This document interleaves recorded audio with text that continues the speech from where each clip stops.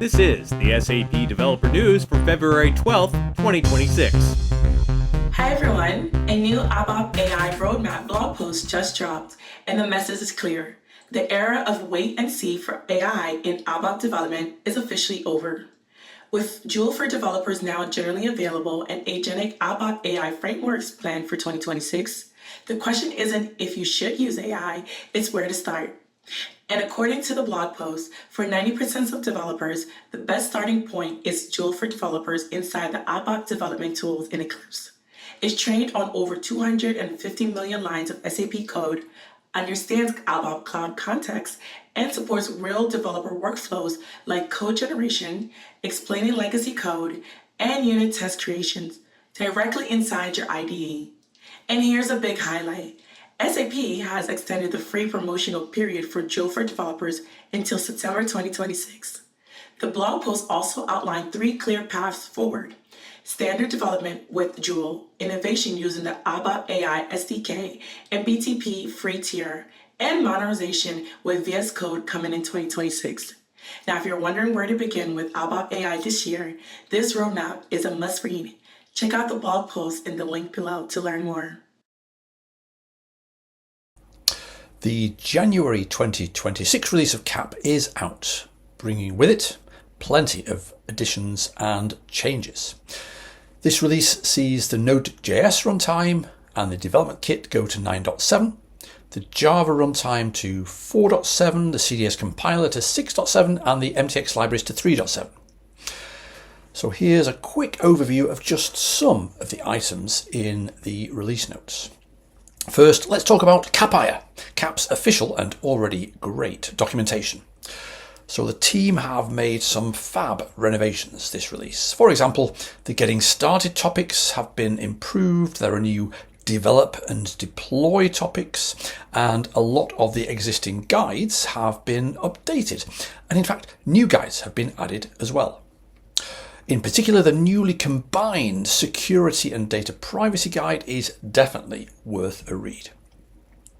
Those of you lovely people who are joining and participating in our current hands-on SAP Dev livestream series or watching the replays, looking under the hood at expressions in CDS, will know that there's also a new reference section for the CDS expression language, CXL.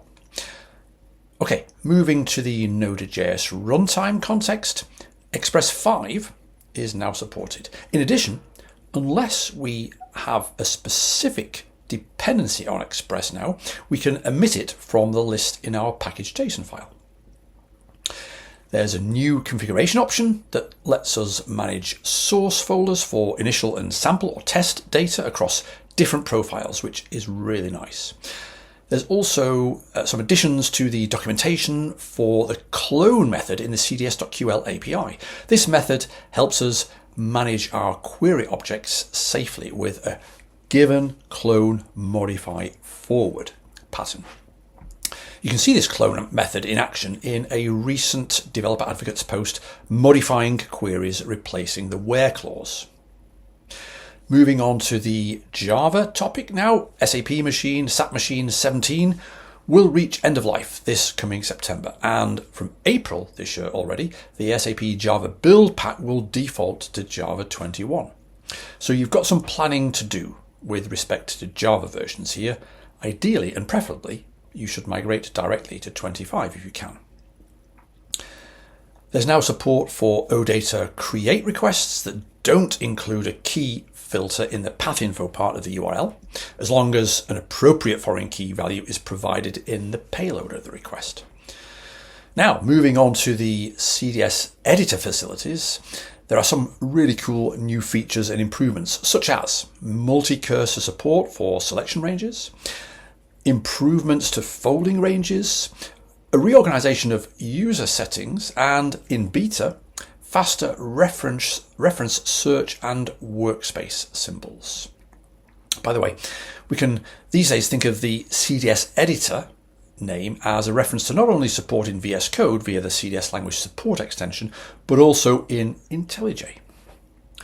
There are also some improvements for Schema including an update for the CDS add multi-tenancy command and new CDS debug support for Kubernetes, which works pretty much just like the support for Cloud Foundry.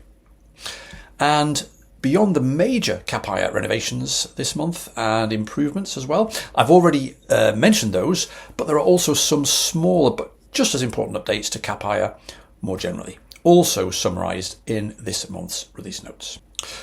There's one in particular I'd like to draw our attention to, which is the fact that we now need to use the Node.js fastset or -- Node.js if we want to generate a full Node.js project with package.json. Anyway, check out this and lots more in the documentation as well as the release notes, link in the description. Hola, SAP developers. Big news for our Brazilian community. O SAP CodeJam Roadshow está de volta ao Brasil. The SAP CodeJam Roadshow is back in Brazil for a special 2026 edition, and we're super excited about it.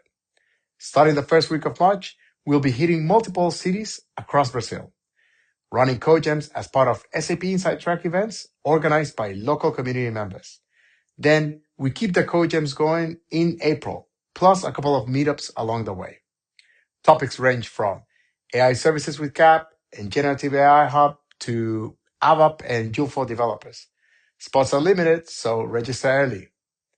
If you're in Brazil or know someone there, this is your chance for free in-person hands-on SAP learning with other developers. Check out the full schedule and register at the blog post that I'm included in the description.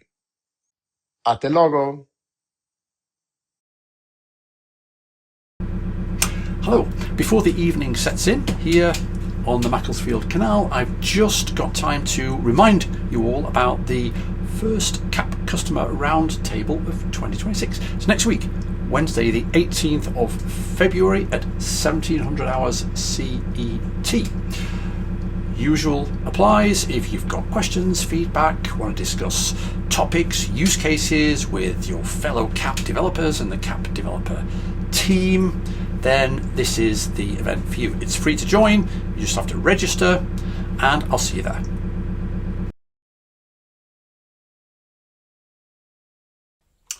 Did you know that it's easy to debug your CAP Node.js apps running on Cloud Foundry?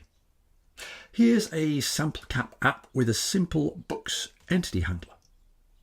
With CDS debug, we can start debugging locally, and the debug target appears just like that.